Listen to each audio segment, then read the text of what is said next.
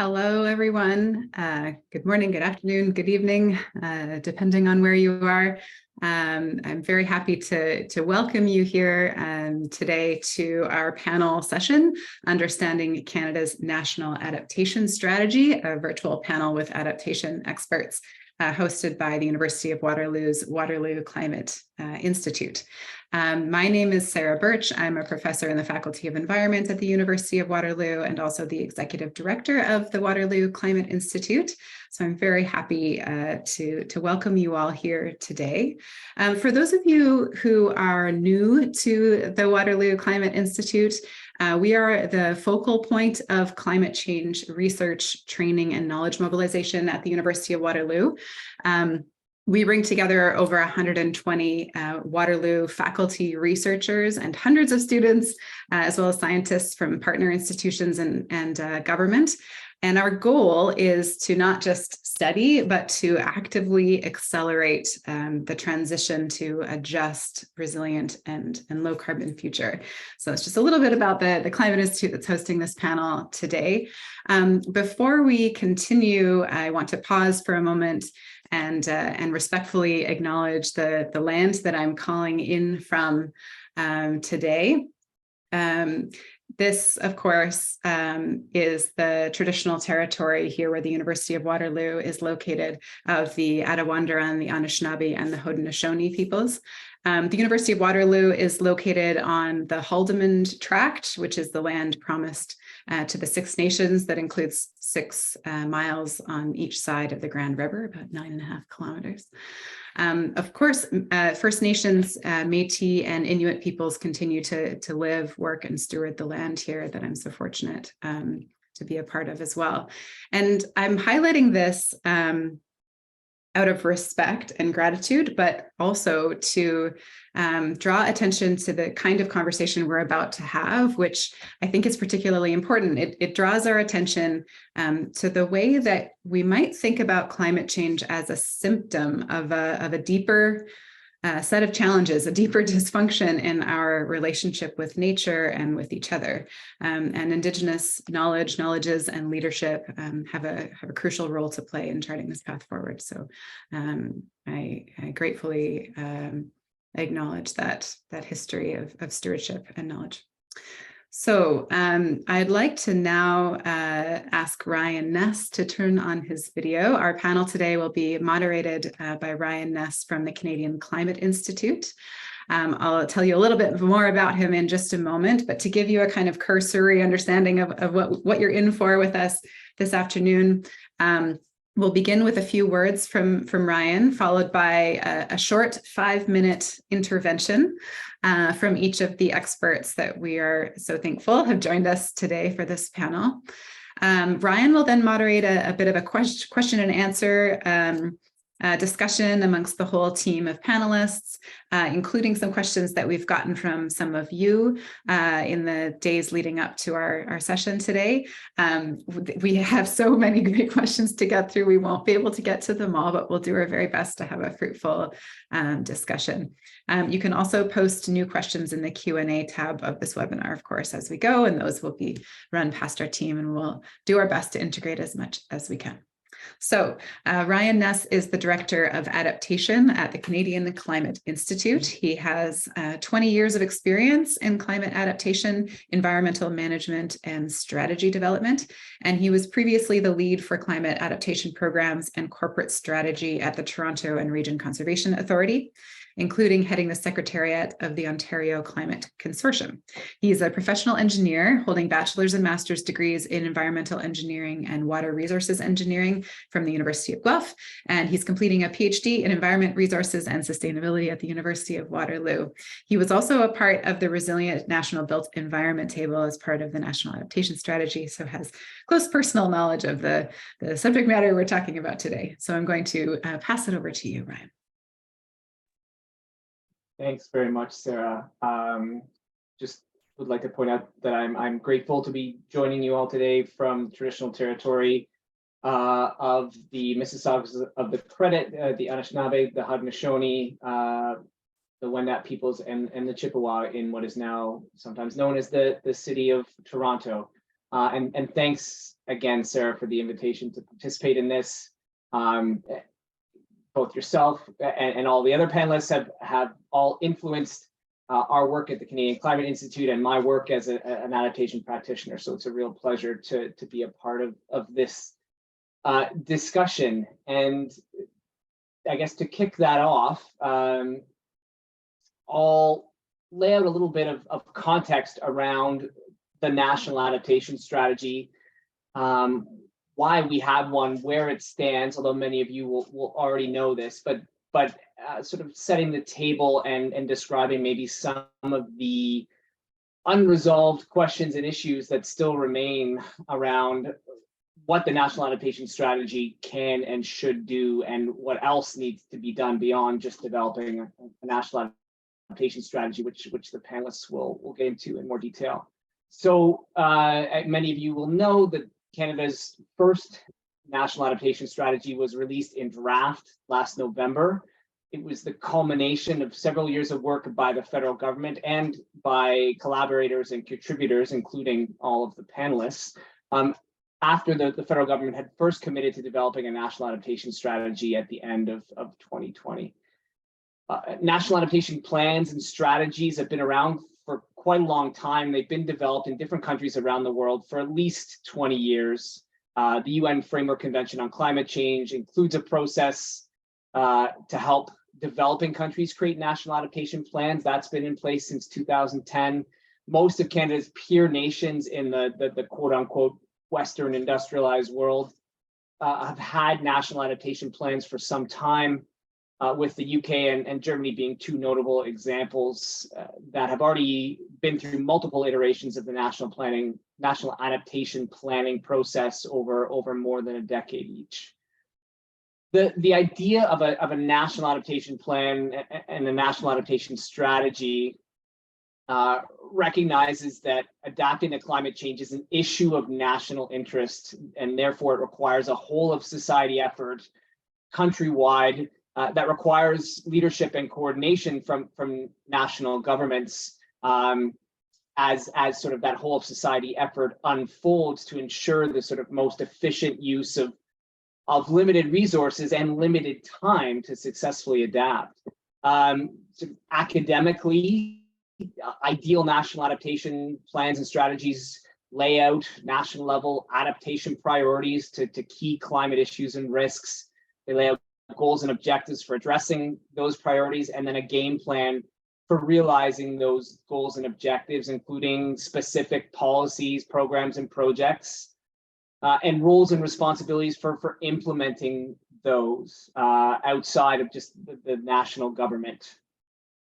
The national adaptation planning ideally is also iterative. It should follow an adaptive management process that relatively reassesses climate risk, as well as the effectiveness of the actions that have been taken up to that point to adapt.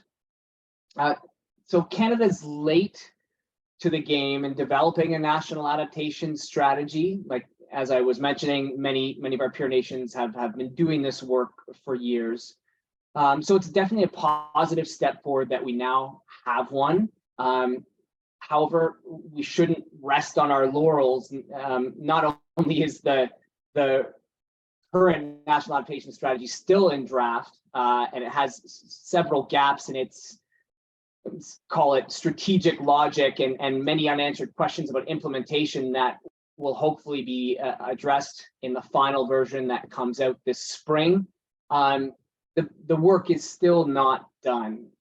Evidence from around the world suggests that national adaptation strategies and plans, in many cases, perhaps in most cases, haven't actually done much on their own to move adaptation forward in the countries that have them. Adaptation remains a complex effort that has all kinds of practical and governance and political challenges that a document, a strategy on its own will not resolve, and so other efforts are required to successfully implement a national adaptation strategy once the document is actually complete. So with this framing in mind, I'll I'll leave it now to the panelists to describe their experience and impressions of both being involved in the National Adaptation Strategy development process, as well as the product that resulted from that and the work that still remains to be done. So our first panelist is Sarah, who you've all met already, but Sarah, for those who didn't know, is an associate professor in the Department of Geography and Environmental Management at the University of Waterloo and the executive director of the Waterloo Climate Institute. She holds a Canada Research Chair in Sustainability, Governance, and Innovation, and she's a lead author of the 6th assessment report of the Intergovernmental Panel on Climate Change, the IPCC. So Sarah co-chaired the Strong and Resilient Economy Advisory Table for the NAS, one of 5 key theme tables or experts tables that were developed to advise on each of the 5 key themes of the National Adaptation Strategy. Next is Joanna Eyquem. She's the Managing Director of Climate Resilient Infrastructure at the Intact Center on Climate Adaptation. Joanna is an internationally recognized expert on climate adaptation, flood and erosion management, and nature-based solutions, with over 20 years of experience in Canada, the UK, the US, and Western Africa. Joanna was on the advisory table for the Resilient Natural and Built Advisory Infrastructure Advisory Table for the NAS, as was I, and I know that Joanna was a very enthusiastic and constructive contributor to that table. Next panelist, Sherilee Harper, is a Canada Research Chair in Climate Change and Health. She's a Cool Scholar and an Associate Professor in the School of Public Policy at the University of Alberta. She was a lead author on 2 IPCC reports. She served in the Gender Task Group for the IPCC and the lead author of Health Canada's 2022 report, The Health of Canadians in a Changing Climate. Sherilee co-chaired the Government of Canada's Health and Wellbeing Advisory Table for the National Adaptation Strategy. And last but certainly not least, Graeme Reid is a strategic advisor with the Assembly of First Nations, where he advocates for the inclusion of First Nations in the federal, provincial, and territorial climate change and energy policy dialogue. He recently completed his doctorate from the University of Guelph, studying the intersection of Indigenous governance, environmental governance, and the climate crisis. Graeme co-chaired the Thriving Natural Environment Advisory Table for the National Adaptation Strategy. So thank you all. I will cede the microphone to Sarah for your intervention. Great. Thanks so much, Ryan, and welcome everybody. I'm going to try and keep as close to time as possible with just a quick few minutes giving you some context on my experience supporting the National Adaptation Strategy process. So you may or may not be aware, but each of the expert advisory tables was co-chaired by somebody from within government and somebody from outside of government. And so I, of course, was the non-government co-chair, and my esteemed colleague, who I see is actually on this webinar, Rory Gilsonen, was my co-chair of the Strong and Resilient Economy Expert Advisory Table, and Rory is the Director General, Hazards Adaptation and Operation Branch of Natural Resources Canada.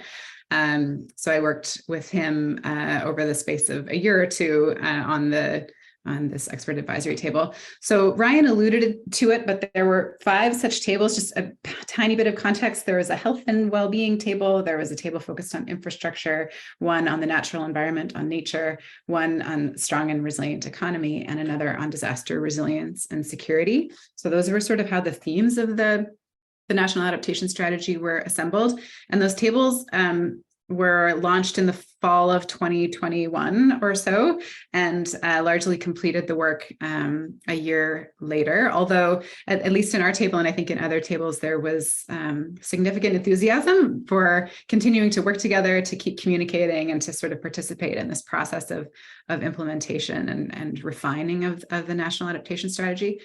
So the goal of the NAS, of the National Adaptation Strategy, was to establish a shared vision. This was kind of the stated goal of what a climate resilient Canada would look like, and identify priorities for our collaboration in achieving that goal, and also establish a framework for monitoring our progress toward that goal and ensuring success. We were told that it needed to be comprehensive. We were told that it needed to be inclusive, that it needed to be systematic. And as you highlighted, Ryan, that it needed to sort of deal head on with those challenges when it comes to actually driving action, to not just be a statement of principles and objectives, but to advance progress. So the tables were constructed, not to dwell too long on process, but to ensure the inclusion of pretty diverse perspectives, like rural and urban challenges, like Indigenous leadership, youth perspectives to some extent, regional representation to a great extent, coverage of the major sort of climate risks throughout, coast to coast to coast. Our own table had representation from the major sectors like forestry, mining, tourism, insurance, and finance, et cetera, but also ports, rail, labor, Indigenous-led business interests, et cetera. So we convened to come up with these aspirational goals for a resilient Canada, which are sort of loftier and longer term, but also medium-term objectives, and then advise on the short-term actions. And in our conversations, we grappled with some pretty prickly values-driven issues like, does the economy need to change incrementally to respond to a changing climate? Or is there a need for transformation, more fundamental changes in the economy, which then led us to questions like, who does the economy currently serve? Who does it not serve? And who might we want it to serve in the future as we navigate impacts that are already unfolding? A couple of key sort of like reflections for me, I guess, on how the process unfolded and what came out the other side. I learned immediately that the goal here was a national adaptation strategy, not a federal adaptation strategy. So the difference being that that adaptation is going to be implemented, it's going to be done by the federal government, provincial, municipal, Indigenous organizations, private sector organizations, civil society. It is there's shared jurisdiction over adaptation, shared capacities and goals, but we need an overarching kind of coherent set of goals and frameworks for all of us to work together on this.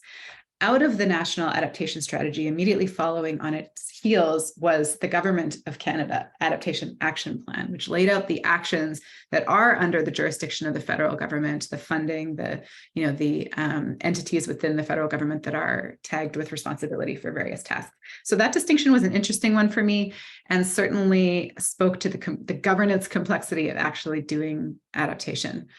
In the interest of time, I just wanted to draw out one other interesting sort of gap that I don't think we quite filled, that I think we'll need to as we go forward. And this relates to my own sort of research agenda and interests, which is that we tend to focus on the resilience of our largest sectors in our economy table and sort of our economic lens overall, and large private sector organizations with a lot of influence and resources. But smaller businesses, small firms tend to be kind of excluded from that conversation about resilience, and they have extremely slim profit margins, very limited ability to assess climate risks and proactively respond to them. But they are, the major engine of our economy, you could say, of course, and major employee, certainly of private sector folks. So it'll be so important as we go forward to develop a more comprehensive, inclusive plan to equip those groups as well, the small businesses that make up our economy, to both prepare for climate impacts and also decarbonize simultaneously, and both need to be done. So I think we'll come back to that issue, but that's the end of my 5 minutes. So thank you. Thanks very much, Sarah. Joanna, over to you. Thanks so much, Ryan. So yes, I'm Joanna Eyquem. I work at the Intech Centre on Climate Adaptation. And for those who don't know the centre, we focus solely on adaptation, particularly flood, fire and extreme heat, and how we can use nature and finance to reduce risks in those areas. And we also support homeowners, businesses and governments in reducing risk on the ground. So I was really lucky to be involved in the Ness from several different angles. So as Ryan mentioned, I sat directly on the Resilient Built and Natural Infrastructure table. I also was involved contributing to advice provided through the Disaster Resilience and Security table, which was including being part of the coalition Climate Proof Canada, which is coordinated by the Insurance Bureau of Canada. So includes many kind of private insurers, stakeholders working together, as well as other organizations. And I also had some conversations regarding the natural environment, because there was a big overlap with what we were doing on the infrastructure table. In terms of some insights from some of those discussions, I think one of the takeaways from the infrastructure table was definitely the real profile that natural infrastructure has gained, particularly at the federal government level, and that just the sheer fact that it was included in the table name. So we recognize that nature is infrastructure and it works with our built infrastructure. There was also a focus on talking about systems approaches and the idea that climate resilience, ideally in the future, we will not have to say it is specifically climate resilient, because it will be so mainstream that has just become routine. Other topics that were discussed were the need to link climate resilience to nature positive action, which I think we're going to talk about a little bit after this intervention, but is obviously a key area where I have a lot of passion and focus. And then on the disaster table, I think there was a lot of talk about extreme heat, because probably up until the heat dome, actually, sadly, disasters often spark action. Extreme heat was not really recognized as a natural hazard, and a lot of our attention in Canada had been focused on flooding and wildfire, which are costly material damages in terms of their outputs. But extreme heat is really the peril that we could see increased fatalities, and hadn't really been taken on board in a serious way, in the national discussion. So that was a big discussion on the disaster resilience table, and I was really happy to see that. And there was also a lot of talk about the need to support the most vulnerable, which I think comes to some of the equity issues that have been raised also. In terms of the actual NAS itself, I think key highlights for me are, as Sarah said, the distinction between what the federal government can do, but also what others can do. I think the all-of-society approach is not something we've heard being kind of promoted, and the NAS actually highlights the roles that individuals can also play, and points to resources to help people take action at home. And that's a thing that at the Intech Centre we actually spend a lot of time trying to develop resources that the general public can use to take action themselves, and we'll have actually additional resources on heat coming soon. But the flood protection resources were actually signposted in the NAS as something practical that people can do now. And that speaks to one of the targets, which is that 50% of Canadians have actually taken measures to respond to climate change risks in the household. So I thought that was great. So not all this is on government. We all used to work together. I think that seeing targets and indicators was an obvious bonus. How do we track progress if we don't have targets and indicators? And so that was a key highlight to me. And the regional resilience for coastal areas was something that I picked out as a great kind of development, because we need to think in systems, and we haven't been thinking big enough in terms of adaptation. And I'd kind of like to see a similar focus for river flooding at the watershed scale as well. In terms of takeaways, I think probably leading out to our discussion, I have the English saying the proof of the pudding is in the eating, in terms of kind of, the success, as I think Ryan alluded to, will be how we implement it. The plan itself does nothing. So it's the actual doing that counts. And I'm interested to see how the report is finalized, but one interesting development was the infrastructure table actually came out with their own final report that actually includes a wealth of actions that were not Didn't make it through to the final Ness, but provides a lot of information and actions, targets that could be used, and shows a willingness as well, particularly from Infrastructure Canada, to really work on climate resilience. So I think that's probably my time up. I'm going to hand it back to you, Ryan. Thanks very much, Joanna. Sherilee, over to you. Hi, thanks so much. It's so great to be here today. I'm calling in from Treaty 6 territory in Edmonton, and I'm calling from my home, which is on Papastew lands. Our advisory table focused on health and well-being. It was an awesome group of people. There were almost 30 people from across the country on the table. We had a diversity of backgrounds. So we had local to national health authorities involved. We had people representing different, diverse aspects of the health system, including public health, healthcare, and infrastructure. There were civil society partners, climate health researchers, and we had some really strong and amazing Indigenous voices on our panel as well. Our table was also largely women. So we had some really, really strong people who identify as women leaders on our table. On our table, we were able to draw from Health Canada's 2022 assessment that was called the Health of Canadians in a Changing Climate. And so we were able to draw from that. And our discussions also reflected the Chief Public Health Officer's most recent report that was just published this last fall in 2022, which focused on climate change and health. So what I wanted to do is just provide you with some of the key things that came out of our advisory table's discussions, and then sort of compare that to what was included in the final NAS document, because I think that was, at least for me, that was a very interesting process. So in our discussions, we had several meetings, all online, and the first thing that really came to the fore and was really clear very immediately was really emphasizing that the climate crisis is a health crisis. I think that very often we think of the climate crisis as an environmental crisis, which of course it is, but it's so much more than that.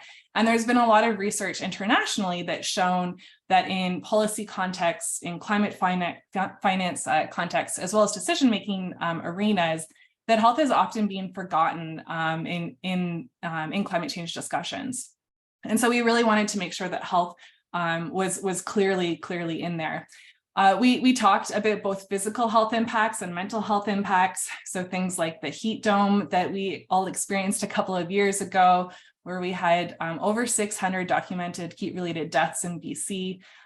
We know in Canada that we're seeing changes in vector-borne disease. So we're seeing longer tick and mosquito seasons, and ticks and mosquitoes occurring in places that they never were before, that has links to climate change.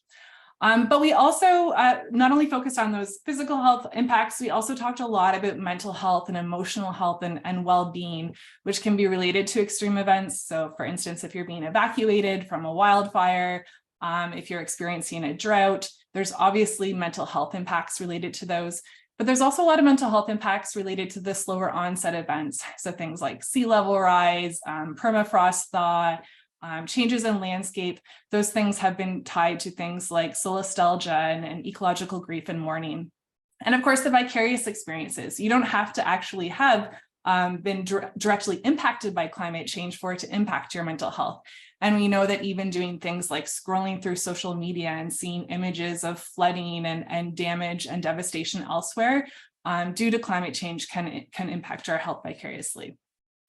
So we discussed that a lot, but we also emphasized that if we're really to address climate change impacts on health, we need to address the root causes of climate change vulnerability.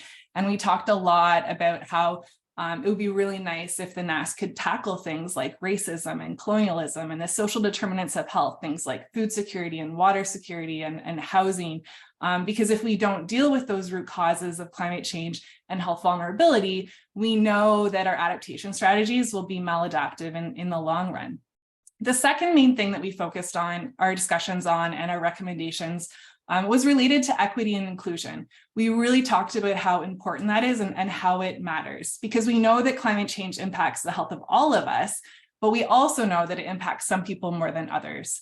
And so we noted things that for adaptation to be successful, that we had to really dismantle systems of oppression. We talked about how social justice needs to be promoted and how the truth and reconciliation calls to action needs to be advanced.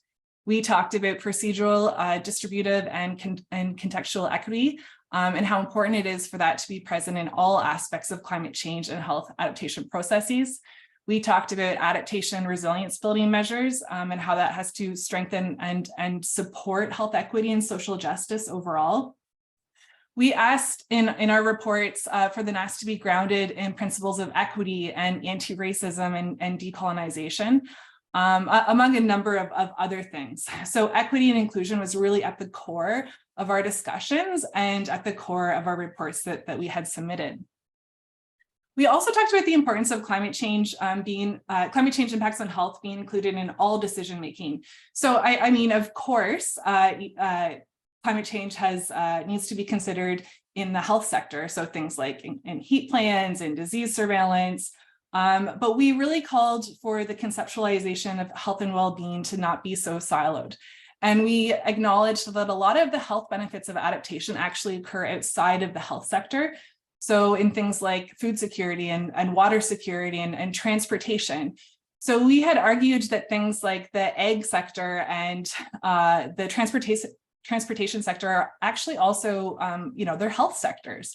And we really wanted to see health reflected in every sector. So whenever a decision is being made about climate change, that health is a part of that decision-making process.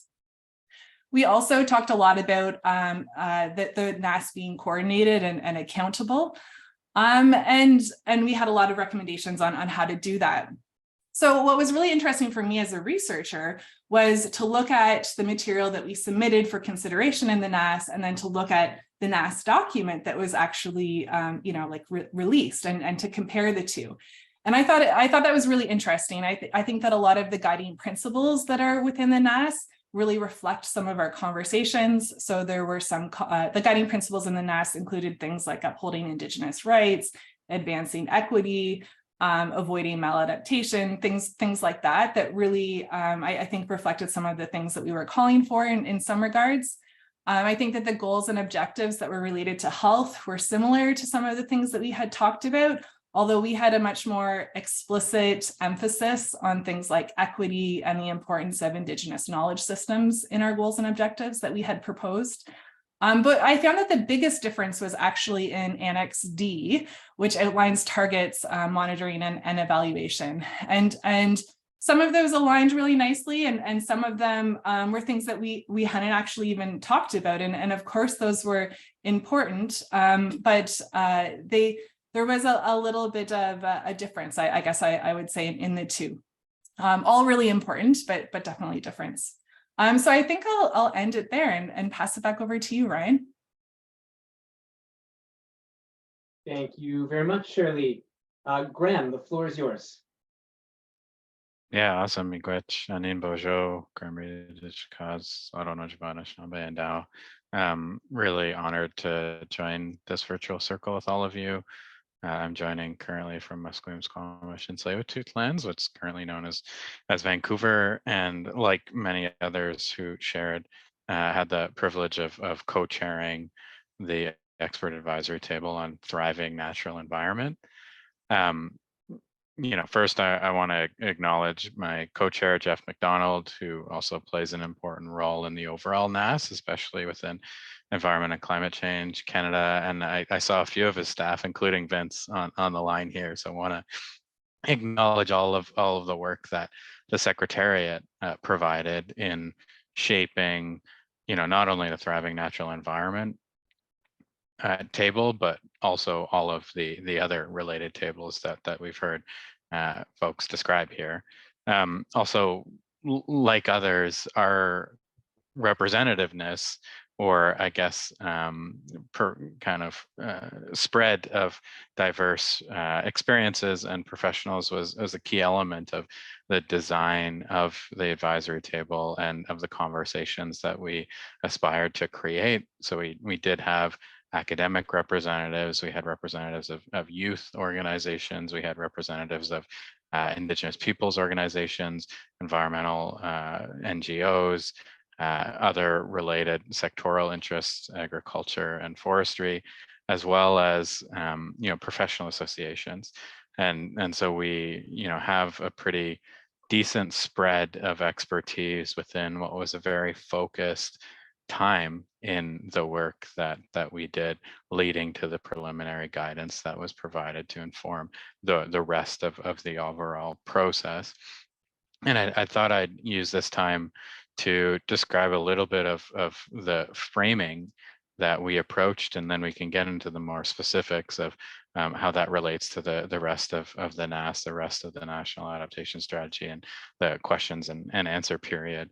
I think it is goes without saying, the first question that we had and that we focused on getting a response to from our diverse participants was the question around what is a thriving natural environment, and what do we mean by a thriving natural environment, and what is considered as part of a thriving natural environment. Does that include our water resources and relatives? And so we really intended to start from the place of building a shared understanding of how we enter the circle from the different positionalities that we bring both professionally and personally into the conversation that we are aspiring to create. And in defining what that thriving natural environment was, we really wanted to emphasize the connection between a thriving natural environment, a thriving natural world, and thriving people. And so it's I think it's appropriate that I followed the points that Sherilee raised, and the importance of connecting humans as a part of the natural system, not somebody who exclusively benefits from it, who exclusively instrumentalizes it for further human advancement. And so we started from that point and really understanding our position in relationship to the natural world, questioning what is nature, like what do we define as nature, and where are we positioned in relationship to that natural world. We really then focused on the drivers of loss to our natural world, certain natural environment, natural waters, and really acknowledged that climate change was only one component of the ongoing loss facing our natural environment. We discussed the role of land and sea use change, the role of pollution, the ongoing role of exploitation and natural resource development, all of which impact the potential for the environment to thrive, and then directly related to that, the thriving of people as we relate on our dependence for the natural world around us. And really that starting point of what were those drivers then enable us to get to the place that Sherilee described about, based on those drivers, how do we understand the problem that we're aspiring to solve?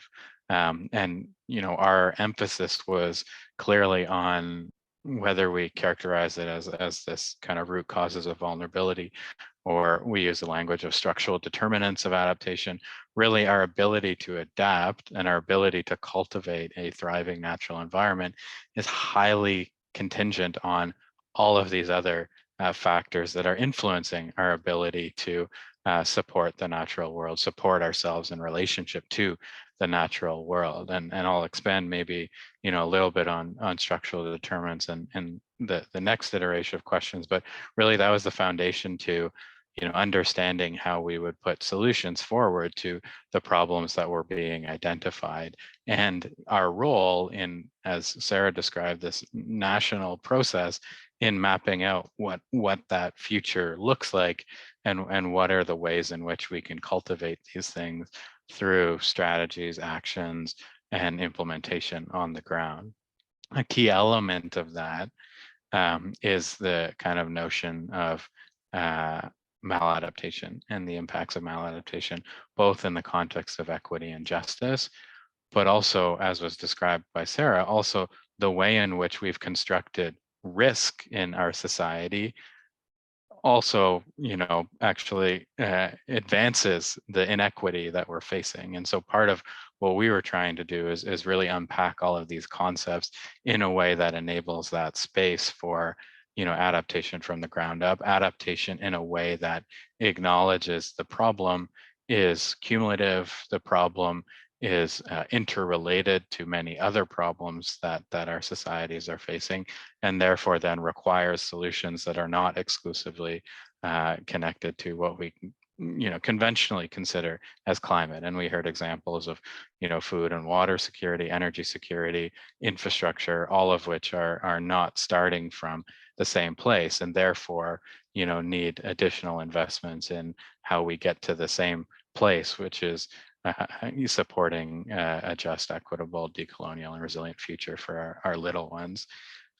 So maybe I would stop there, just because I know we want to get into the questions, but happy then to expand how that relates to the strategy that was released and released for comment. Thanks for that, Graeme, and I'll invite all the panelists to turn their cameras back on. And I think, Graeme, that's a great lead in to our conversation and building on some of the questions that we've received. I think we can start with the idea of sort of problem definition that you were describing, how it sounds like from all of you that your respective advisory tables spent quite a lot of time understanding what a resilient Canada looks like in the context of the theme that you were charged with taking on, and beyond that theme, as you've all pointed out, and the interconnectedness between them, which is sort of a fundamental challenge of adaptation. I've found in my career, I think we all who work in adaptation are envious of our colleagues in the mitigation side who have very straightforward goals and targets. Get to net zero by 2050, and maybe there will be an intermediate target or two. But it's a very sort of clear and focused objective, whereas a resilient society, a resilient country, a resilient people means so many different things. So I guess interested to hear from you on your thoughts on how far we were able to get on that with the development of the National Adaptation Strategy and defining what a resilient Canada looks like, what success looks like on adaptation. And to your point as well, Sarah, a reminder that the National Adaptation Strategy was also intended to set out a process for tracking how well we're doing and getting towards those goals. So maybe Sarah, you could jump in first and tell us your thoughts on how that has gone and maybe what remains to be done. Sure. Yeah, I wish I had a simple answer to that question, but it's a complex question. And I should say that that as Ryan mentioned, I've been working with the Intergovernmental Panel on Climate Change throughout this 6th assessment report, but as part of Working Group 3, which is the one that focuses on greenhouse gas reduction, not on adaptation. So I cross these worlds, which should be one world, but is not one world, between the mitigation, the greenhouse gas reduction side of the climate change coin, and then the adaptation side. And I would just say that it's that net zero target is seductive in its simplicity, but of course masks like an enormous amount of complexity, and how we measure carbon and what we're willing to accept in terms of trade-offs when it comes to reducing it. There's just a lot of complexity there, but it is something to rally behind. It is something we think we can measure with some level of specificity, and adaptation is just fundamentally different.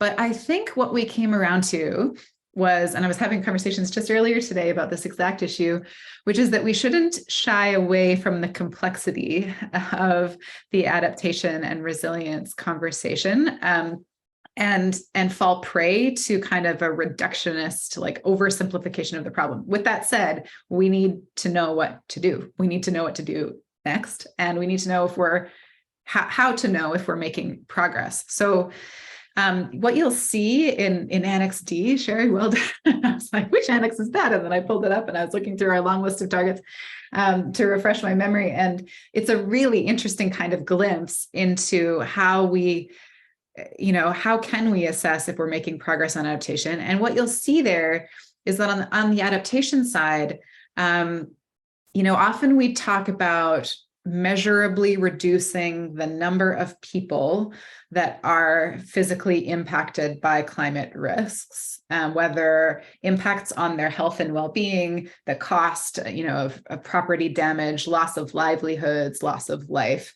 So there are certainly quantitative indicators or metrics, targets that we can set when it comes to the number of people affected, the dollar value, the cost of these things, and minimizing infrastructure damage overall. But you'll see in that range of targets other things like building awareness. And that's not like a fluffy thing. That's, ensuring that proactive understanding of, or comprehensive understanding of climate risks and how they might unfold into the future is part of how businesses make their plans, of how part of how government at multiple levels make their plans. So that information, that data is so crucial, and one of the targets that we have to set. Presence of plans. Again, this sounds like planning to plan, but understanding or incentivizing the creation of very specific, tangible adaptation action plans at the municipal level on up that respond to local realities and context-specific challenges. Those, there's a set of targets certainly around that, as well as like the creation of networks to share information, building codes and standards so that we, build more resilient infrastructure, et cetera. So, the targets try to cover this range of risks that we're facing in this country, address the differential distribution of those risks, although with, in my view, sort of modest success.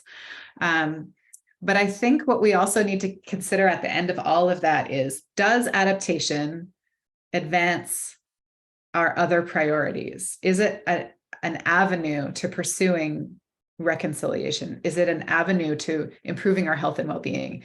Are we also reducing greenhouse gas emissions while we adapt? We'll come back to that. So it's how it intersects with and does or doesn't support our success on other things that matter to us. That's really important to me.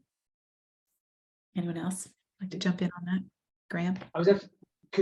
Joanna, just before we do that, I was wondering if we could go back to Graeme and ask you, Graeme, sort of your thoughts on how well the process was able to filter out sort of what really is important and should be important, not only in terms of building specific resilience to climate change, but whether or not we've also accomplished building in sort of the priorities, the characteristics of a just and thriving society into the goals, the objectives, and the targets, and then ultimately the actions as well in the Government of Canada Adaptation Action Plan that came out of the process. Yeah, no, really important question, and appreciate the points that Sarah raised in that regard. I just want to come back in on one point, and I do genuinely think that part of the challenge in kind of navigating effective climate policy is our inability to move past the kind of devotion to mitigation targets and the reduction of greenhouse gases. And I say that because I think that not only is it oversimplification of, the various drivers of what our elders would say is like an imbalanced relationship with the world around us, but it also doesn't do justice to what is the required outcome that we're aspiring to achieve by 2050. Like even the framing of net zero, I think, is deeply problematic because it frames it as an outcome. And, we know that currently Canada's mitigation is not necessarily going in the right direction. We know that we are projected to produce more oil and gas in 2050 than 2019.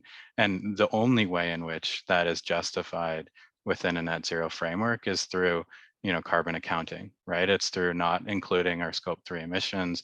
It's included by, offsetting those emissions. And so I do think like part of the challenge that we face within climate discourse more broadly is, like Sarah indicated, the inability to engage in that complexity, but also the inability to like really understand what are the outcomes that we're aspiring to achieve.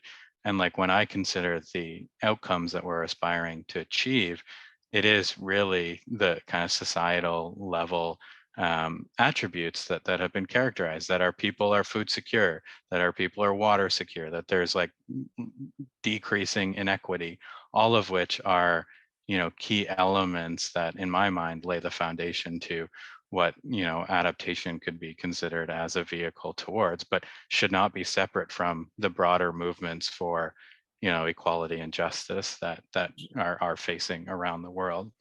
And so I guess like to your question, one of the limitations that I see is, and it was articulated even in the kind of opening remarks, is the required transformation that is needed to get to that place, and the institutional structures that we have created and informing these discussions. And so even in the context of the government of Canada, and not in a way to throw shade on this, but the way in which that they're constructed in different departments with different motivations, different organizational mandates, creates problems for and different perspectives on what we're aspiring to create. And a perfect example that Sarah raised was just the economy question, right? Like the question around, are we looking to transform?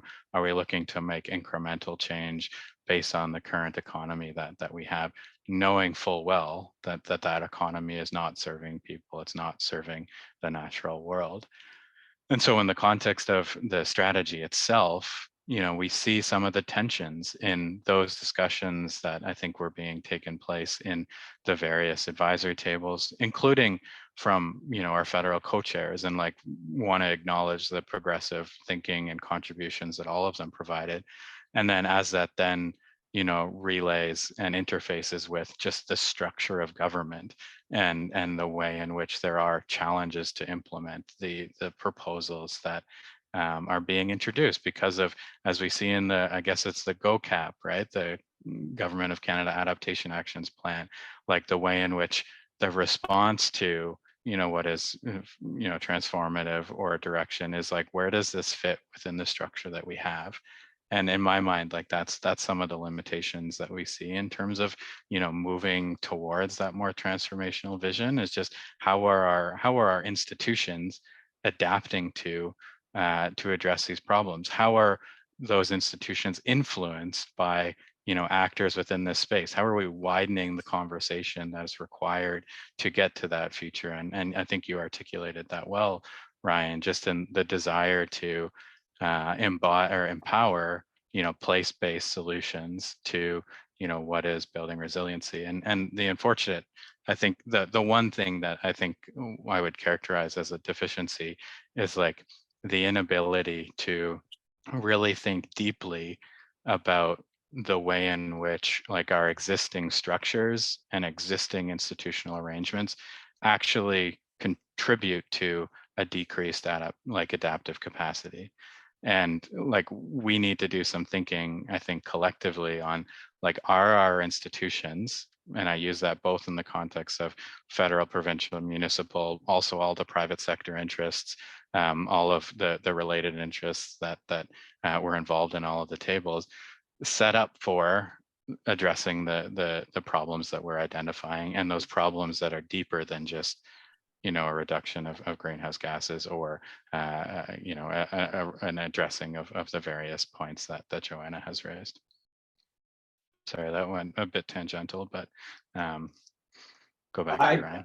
I mean, important commentary, I think, Graeme, and even in the infrastructure table, there was discussion about whether or not our scope extended to transforming the institutions and systems sort of that are the way they are, or whether it's working within the constraints of sort of the existing order, which is a real challenge. And there's lots of, as you all know very well, discussion about transformative adaptation versus incremental adaptation, and I'm convinced, as many others are as well, that the transformative route is essential for so much of what needs to get done. Joanna, I want to give you an opportunity to weigh in on this quickly, although recognizing that this could be a deep discussion warranting its own panel at some point. And I have a question for you as well that I'd like to get to. So over to you maybe for a quick final thought. Yeah, I just had a quick positive thought on the targets and indicators. So actually, so the UK are on their they're looking to start their third national adaptation program. So they've been doing this for longer than we have at national level. But they didn't have targets and indicators, quantitative, with dates, with figures. And I actually wrote an article for Eyquem, which is the Chartered Institute of Water and Environmental Management, exactly on that, saying, Canada is showing some leadership by actually setting quantified targets with dates that we can actually measure our progress against. So I wanted to take it to a positive place, and now I'll be happy to answer the other questions. Okay, so let's change tack a little bit. And Joanne, I know in your role at the Intact Center, you think a lot about both the sort of acute response to climate and weather-related disasters, as well as long-term elements of adaptation. Both obviously essential, building the capacity to respond to disasters and extreme weather-driven catastrophes when they occur, as well as taking action to mitigate risk and prevent those climate events from becoming disasters whenever possible. Both are needed. Both have sort of different time scales, different governance questions and challenges associated with them. So wondering how well you think that the NAS has balanced the need to build capacity and take action on both of those fronts. Yeah, when I look through the NAS, I see definitely that there's, it speaks to things like recovery and, emergency management planning and those kind of things in the event. But ultimately, it's an adaptation strategy, which to me means preparing in advance. So I think, many of the targets are more the former than the latter. Obviously, emergency management is extremely important, and we need the two things to kind of mesh together. But to really adapt, we need to kind of, build the capacity and actually take action. Like, I think the setting of targets with short-term dates, you look at them, a lot of the deadlines are 2025, so that's literally 2 years' time. We talk about transformative adaptation, or incremental adaptation, but kind of get on with it adaptation.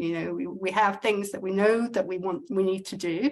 The raising awareness target, for example, is key. Like, if the public is not aware of climate risk and the need to adapt, how are they going to demand that their local governments do that? So I think that is key, and I think that there are low-hanging fruit that are addressed in the NAS that we just need to get on with implementing. So I really welcome the kind of short-term targets for the, it's not necessarily large-scale infrastructure projects, but it is forming professionals, for example, is one of the targets. All these things add up. So there's many targets for many areas of society. I think the problem is we have several targets, but the fact we have those targets will help us measure our progress. So I'm looking forward to maybe in 2025 going through that list and saying, hey, we've said we'd do this. Have we done it yet? Because that's what we need is forward momentum. We've spent ages discussing what the problem is, how we're going to approach it, but ultimately we need to get on with taking action on the ground, because otherwise we're not reducing the risks. Sarah? Can I just add one quick tie back to what we heard earlier, though, without belaboring the issue, that I couldn't agree more, Joanna, that getting on with it is certainly a priority. I would just caution us all to reflect on what it is that we're getting on with, like taking on board what I heard from Graeme and Sherilee about the structural determinants of vulnerability. Are we getting on with poverty reduction? Are we getting on with with the equity and justice implications of this as urgently as we are the sort of more obvious and simpler, they're not simple at all, I shouldn't call them simple, but the tasks that are very clear and under somebody's jurisdiction that we could fund and should fund and do, those deeper drivers, I think we need to get on with those too. And so there's some urgency behind action that dig a little deeper, but I think we need to move on to our next question. No, thank you for that. And again, it would be a rich conversation, I'm sure, if we kept going, but we would keep going. So Sherilee, I'd like to bring you in on a question. It connects to something that actually many of you have already discussed around how policy decisions are interconnected. Adaptation and adaptation planning is not or should not take place in a vacuum, and should consider other societal priorities, including but not limited to reducing greenhouse gas emissions and meeting our mitigation goals. So wondering what you thought the success was of the NAS development process and of the product in connecting adaptation to our mitigation goals specifically. I'm interested to hear how you take a health or apply a health lens to that, and maybe more broadly to sort of other big societal priorities. Yeah, and I mean, Sarah had mentioned this a little bit early on about how we've created these false silos of adaptation and mitigation, and Sarah is on lead author on the working group 3 on mitigation for the Intergovernmental Panel on Climate Change, and I'm in working group 2 on adaptation. And at the international level, feeding into UN negotiations, the scientists that are supporting that process through the IPCC, we're having discussions about how to bring these together and how to stop having these like false dichotomies that it's either adaptation or mitigation, and really trying to understand where those two intersect is becoming increasingly important and urgent. And I think that for our advisory table on the Health and Wellbeing Advisory Roundtable, we really saw this as an opportunity to sort of leapfrog Canada past that. So at the international scale, we're talking about how to bring those together. And this is going to be, I think it's going to be absolutely key in the next IPCC assessment cycle is how do we do that? We saw the NAS as an opportunity to start to do that work and that thinking in Canada. And so for the Health and Wellbeing Advisory Table, we actually had mitigation written into our suggested transformative or transformation goal or whatever it was called. And we also had a specific objective that we submitted for consideration that was really focused on mitigation because we saw that the interconnection between these things. And we definitely see that like in the health spaces and in health discussions that those two are interconnected, and it was an opportunity to bring them together. Now, of course, Canada needed an adaptation strategy, and I totally understand why mitigation wasn't really included in the document. But for the Health and Wellbeing Advisory Table, we definitely saw an interconnection there, and we had proposed to include that in the document. Maybe a question for you, Sherilee, before we open it up to the other panelists. What might be a mechanism for doing that moving forward? Should an independent national adaptation strategy or a standalone national adaptation strategy not exist? If we're looking to integrate and mainstream, does developing problem-specific strategies make integration even harder? Yeah, I mean, I think so. It doesn't make it impossible, of course, but I think that for us in our discussions, it was an opportunity to bring the two together, and we did in our discussions and in the material that we provided. I think that federally, there's a lot of things that go into that decision-making process, and and why it was important to have a standalone adaptation document makes sense to me. I think that the next strategy, because this is going to be like a cyclical process, right, and keep on coming back and revisiting to it, I think that we're going to have to work towards better integration for sure going forward, because they're not separate, they're interconnected. Graeme, you had also brought this up in one of your earlier remarks.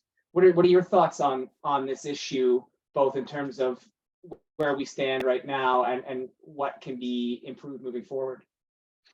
Yeah, no, and I think this is, again, a really important conversation, because we know what we're going to have to adapt to is highly dependent on whether or not we meet our targets and whether or not we start reducing emissions much faster than we are currently. I think like one institutional, and I know I'm harping on this, but it just makes me think, limitation to like Canada's climate policy framework is the unilateral focus on mitigation through the Net Zero Emissions Accountability Act. And picking up on Joanna's point, the UK Net Zero Emissions Accountability Act, or the equivalent name, actually has like explicit openings for adaptation. And so we even see within, while there are targets and indicators, and just noting that those targets and indicators in the NAS will continue to be updated, because not all of our tables really spent like keeps of time with the time window that we had on that.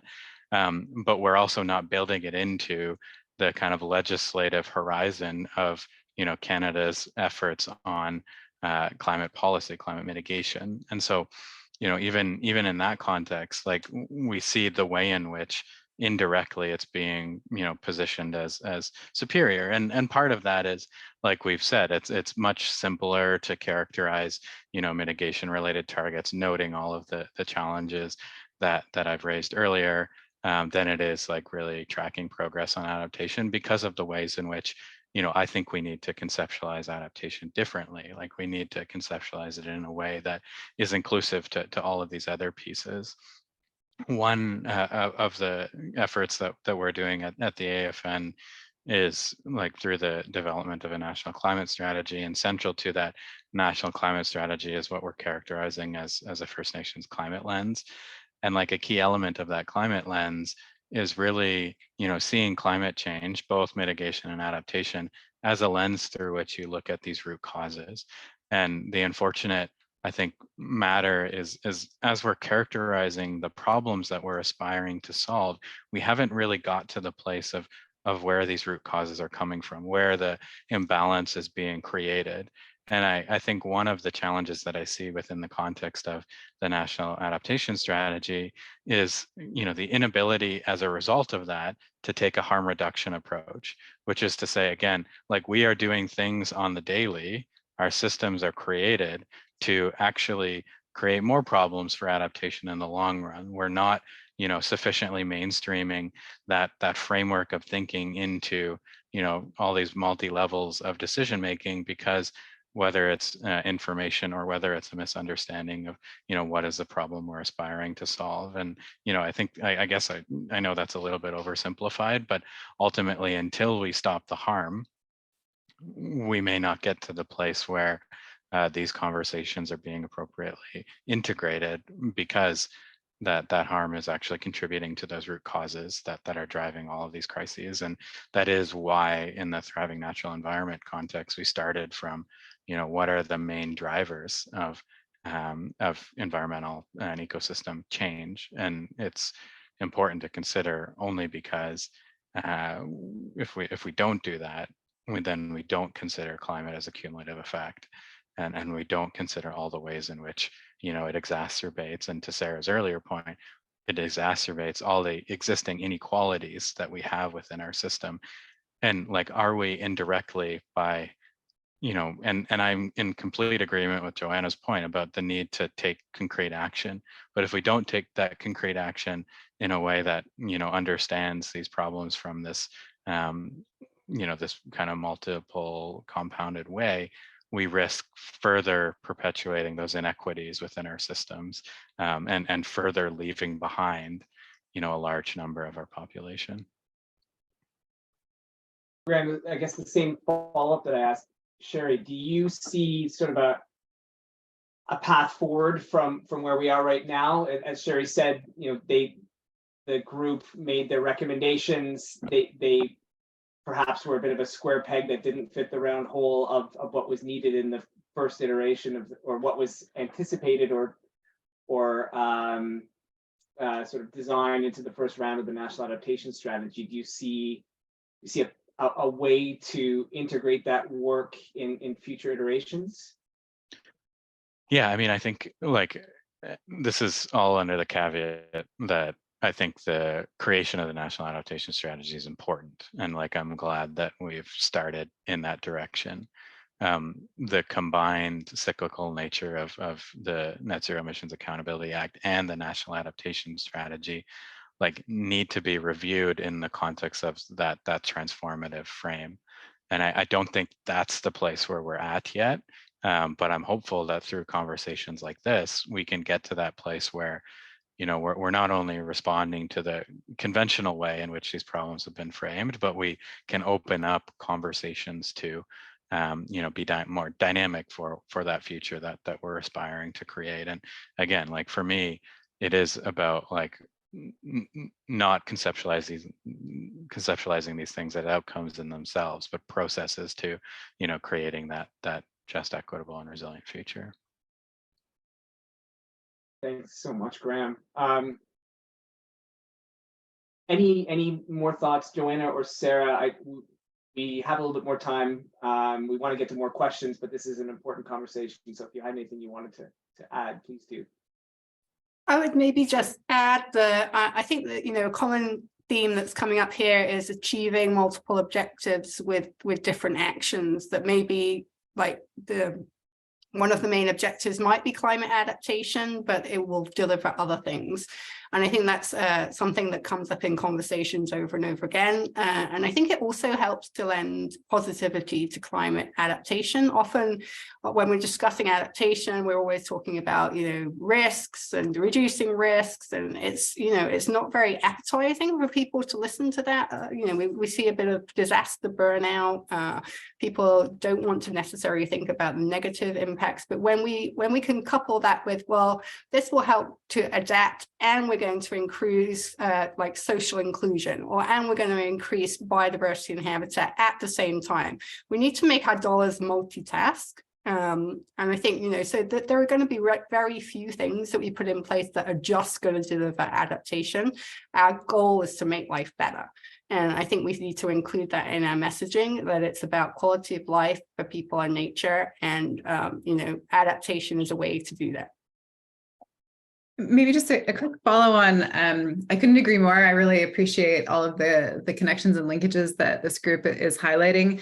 And I would just say that we have to actively seek and plan to deliver those co-benefits, because they can't be happy accidents. I mean, happy accidents are great, but that's insufficient. So, explicitly driving for and planning to obtain those co-benefits, to deliver those co-benefits, is a different kind of planning. It's a different kind of strategy making than we than I think we typically do. And, I keep on in this area, I keep on thinking about like the ongoing housing crisis and affordability issues related to housing. And I think, if especially in the province of Ontario, of course, there's this, raging conversation about building faster and more homes faster. And while I appreciate where that is coming from, those homes have to be net zero or low carbon. They have to be resilient and proactively planning for the unfolding of climate change impacts. And they have to be both of those things. They can't be just one or neither of those things.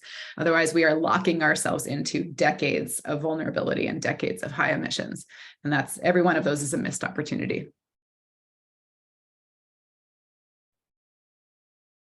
Just to close off this really interesting discussion, it sounds that there are also sort of two levels of discussion that are needed here. Sort of one, where can multiple objectives, positive objectives, be achieved sort of within existing systems and sort of existing institutional frameworks, and when does realizing societal gain require kind of unpacking the role that those systems had in sort of keeping things from being better. Anyway, again, we could discuss that for a very long time, but thank you very much for all your really thoughtful contributions to that. I think we have time for one more question. So I think we'll turn it, Joanna, to you to start, because I know you're quite passionate and you do quite a lot of work on the nature-based solutions side of things. And as you know well, just very shortly after the National Adaptation Strategy was launched in draft, Canada hosted COP15 for the Convention on Biological Diversity. The Kunming Montreal Global Biodiversity Framework was signed. What do you think the connections are between the sort of positive momentum on biological diversity and on adaptation are, and is Canada taking advantage of the opportunity to move both of those big goals forward? And you're on mute, Joanna. Sorry, I knew someone was going to do it. I think, this was a topic that we talked about a lot on our table, and there was a lot of, kind of climate nature action discussion, like, these things are very intrinsically linked. Obviously, nature-based solutions and kind of alignments with the targets that, kind of we already knew were going into the global biodiversity framework are already embedded in the National Adaptation Strategy, so that's good news. But I think there's also key opportunities to kind of mainstream things like routinely valuing and identifying the services that nature is providing to people, which includes kind of flood protection, temperature control in our cities, those kind of things. So there's there's a really burgeoning natural asset management movement in Canada among local governments, and we're actually leading on the international stage. People are looking to Canada to see how we're doing this. I've been presenting to the World Economic Forum on how we're doing this in Canada. There's over 120 local governments now looking at identifying natural assets and valuing and wanting to report those in their financial statements, actually. So, that moves us to a place where we're really taking into account the full benefits of these kinds of solutions and making more sound economic decisions by not just focusing on kind of, material property and that kind of thing. So I think that's one thing. We also discussed things like, we have a climate lens to like put all like federal government spending through. We discussed, broadening that to make it a climate and nature lens, and incentivizing, strategic approaches for example, if we want to work with nature, we actually need to work at the scale of natural systems. In the NAS, there was a call to regional coastal resilience, which was very welcome. We need something similar for watersheds, and I'm hoping that maybe the Canada Water Agency could fulfill that role nationally, because we can't deliver nature-based solutions if we're not working at the scale of nature, which is interconnected. So we need this systems thinking kind of more embedded. I think that's a big opportunity. And I think the other thing is we haven't talked about yet is private investment and, natural climate solutions. Biodiversity is the buzz in finance since COP. It's the new big thing in sustainable finance. People have kind of gone from climate mitigation and reducing emissions and net zero. They've leapfrogged over adaptation because it's kind of difficult to deal with. And they're now talking about biodiversity, and we're seeing like, talk of biodiversity credits and that kind of thing. So I think, the climate adaptation space has not been dealt with by sustainable finance, and we do need to engage the private sector in that discussion. Because we haven't done climate finance. I heard a lot of at COP. I heard a lot of people saying, "Well, we just apply what we've learned for climate finance to nature," but we have only half done climate finance. So I think there are opportunities to tie those things together and learn lessons from what we've done in emissions reduction. But we need to focus on climate and nature together, and there's a lot of opportunity, and Canada really has a chance to shine, I think, on the international stage. Thanks, Joanna. Any of the other panelists, you've all, I think, talked in some ways about how biodiversity or natural systems are an element of the problem, or the segment of the challenge that you were tasked with on your groups. Any thoughts on the degree to which you brought it into your discussions, or how it emerged in the final draft of the strategy? Yeah, I mean, maybe I can start. And I think the kind of focus on nature positivity is important. What I'm concerned about in that focus is like the ongoing desire to replicate our commitment to instrumentalize it for our benefit and exclusively our benefit. So there's like I think a key tension within how we think about that future. And Joanna kind of alluded also to just the way in which financial markets are now entering the conversation. And while on some hand that's good, on other hands it then subjects the natural world to further commodification and like further potentially inequity. We know that, for instance, the big target within the global biodiversity framework on like conservation, that 30 by 30 has been quite controversial in the indigenous world, mostly because like, could it be a way in which companies, other levels of government just further dispossess indigenous peoples from their lands, waters, and territories? And so I think there are like important risks in not applying some of the thinking that we have described here to that framework, and indirectly replicating the system that is actually creating the problem. I always say like the problem created by technology and markets cannot necessarily be solved by more technology and markets. And I think that's the risk that we see within these spaces, is unless we take that step back and reflexively examine what are our assumptions in the characterization of solutions,